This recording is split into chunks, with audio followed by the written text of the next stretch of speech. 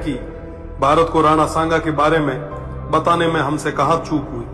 शायद हम यह बताने में चूक गए कि जिस इब्राहिम लोदी को राणा सांगा ने खतौली और धौलपुर 2 युद्धों में पराजित कर उसके प्रभुत्व को नष्ट किया, कम से कम उस इब्राहिम लोदी के लिए तो राणा सांगा बाबर को निमंत्रण नहीं दे सकते।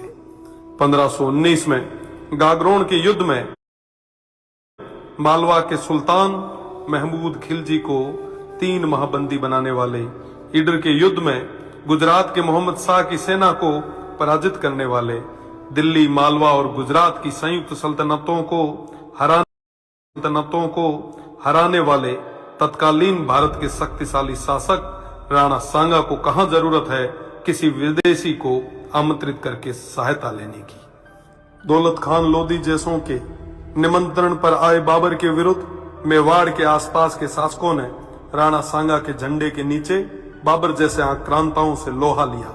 जिस राणा सांगा के साथ आमेर से पृथ्वीराज जी कछवाहा, बीकानेर से कल्याणमल जी, जोधपुर से मालदेव जी, मेड़ता से मीराबाई जी के पिताजी रतन सिंह जी व वीरमदेव जी, ईडर से भारमल जी, बूंदी से नरबत जी हाड़ा, सिरोही से अखेराज जी देवड़ा, सादड़ी से झाला अजय जी, चंदेरी से मदीनी राय प्रतिहार जी, हसन खान मेवाती सहित आसपास के सभी सरदारों का सहयोग हो, उन महाराणा सांगा को किसी विदेशी की सहायता की आवश्यकता नहीं। इस संयुक्त मोर्चे के बल पर राणा सांगा तत्कालीन भारत के सबसे शक्तिशाली शासक बने। फलस्वरूप स्वयं बाबर ने राणा सांगा को अपना सबसे बड़ा शत्रु बताया। राणा सांगा ने इस संयुक्त मोर्चे के बल पर बाबर को बयाना के युद्ध में पराजित किया और बाबर की सेना को भागना पड़ा। इसी भागती सेना के मुगल जनरल मंसूर बरसाल लिखते हैं कि राजपूत मृत्यु के देवता हैं और वो हमारी तरह युद्ध से मैदान से भागते नहीं हैं। खानवा के युद्ध में बाबर के हरावल दस्ते को बुरी तरह नष्ट किया गया। इस युद्ध में क्षत्रिय तलवारों का पहली बार तोपों से सामना हुआ। उन तोपों को नष्ट करने के लिए वीरों ने अपने सिर तोपों में देके उन्हें नष्ट किया।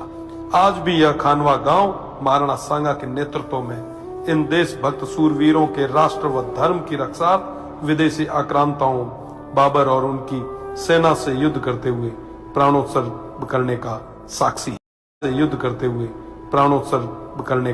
साक्षी है। राणा सांगा न केवल वीर थे बल्कि सभी धर्म और पंथों का सम्मान भी करते थे। राणा सांगा उत्तर भारत के स्वाभाविक नेता बन के उभरे।